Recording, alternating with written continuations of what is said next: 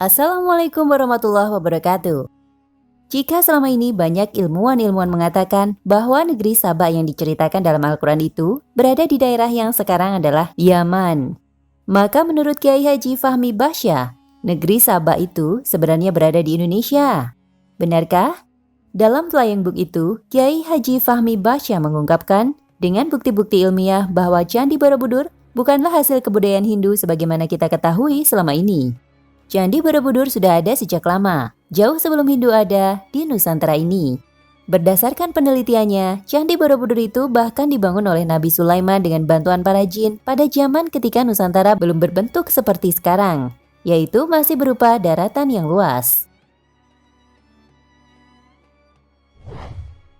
Nama Saba sendiri didapat dari Al-Quran, di mana secara singkat, Al-Quran, Surat An-Naml dan Surat Saba menceritakan bahwa negeri Saba dahulu merupakan sebuah negeri yang amat makmur, subur tanahnya dan maju bangsanya. Kiai Haji Fahmi Bahsyah menyimpulkan bahwa bukanlah daerah Yaman letak sebenarnya negeri Saba itu, melainkan ia berada di sebuah wilayah dengan pusatnya di Pulau Jawa, di mana dahulu wilayah itu mencakup wilayah Indonesia dan masih merupakan sebuah daratan yang luas atau berupa sebuah benua. Berikut 10 bukti yang beliau temukan. Pertama, nama Saba itu sendiri. Dan kubawa kepadamu dari negeri Saba suatu berita penting yang diyakini. Quran Surah 27 ayat 22. Di Indonesia ada nama dan tempat bernama Saba atau tempat pertemuan dan ada tempatnya. Sementara di Yaman tidak ada, yang ada hanya nama Sabun atau prasasti.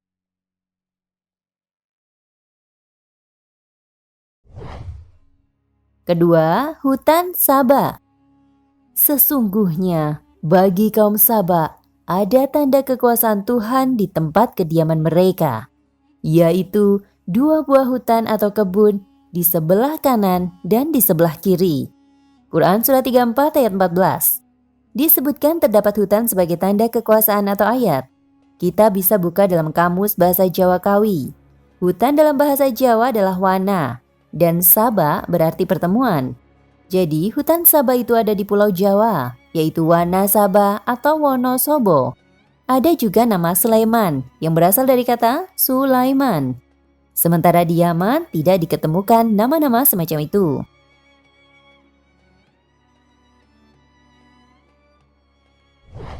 Ketiga, tempat bersujud kepada matahari.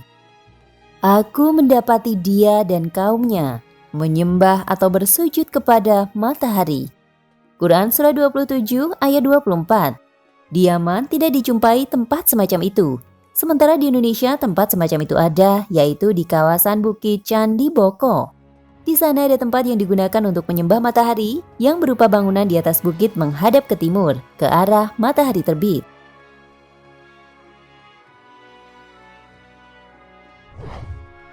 Keempat, bangunan di lembah semut.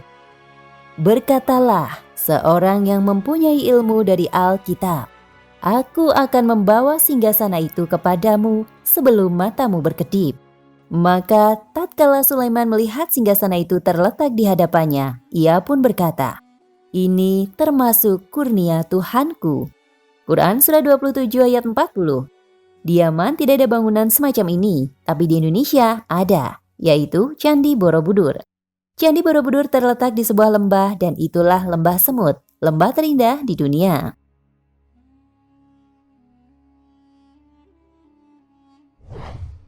Kelima, fakta pemindahan. Ada bekas stupa di Candi Boko, di mana tekstur bekas stupa itu sangat mirip dengan yang ada di Candi Borobudur. Di Yaman tidak ada.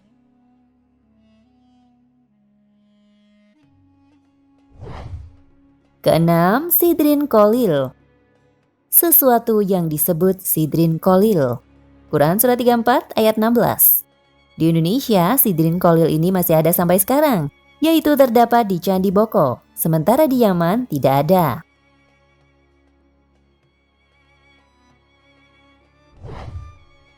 Ketujuh, buah yang rasanya pahit dan menjadi buah mulut atau cerita rakyat.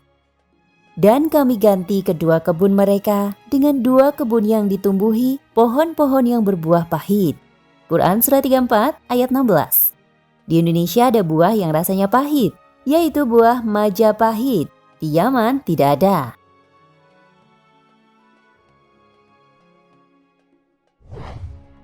Kedelapan, sisa banjir. Maka kami datangkan kepada mereka banjir yang besar. Quran Surah 34 ayat 16. Di Yaman disebutkan banjir ini disebabkan runtuhnya bendungan Ma'rib sebesar bendungan Situ Gintung. Tapi banjir yang semacam ini terlalu kecil untuk memusnahkan sebuah negeri. Tapi di Indonesia, banjir itu ada, yaitu banjir yang sangat besar menenggelamkan dataran Sunda, mengakibatkan Indonesia terbagi menjadi banyak pulau. Fakta sejarah mengungkapkan bahwa dulu Nusantara merupakan satu wilayah daratan yang luas sebelum menjadi wilayah kepulauan.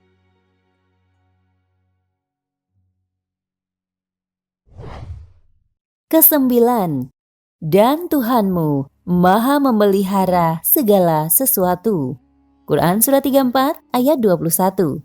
Jadi pastilah Allah memelihara negeri Saba yang menjadi ayat tanda kekuasaannya itu. Di Yaman sudah tidak ada, sementara di Indonesia masih ada.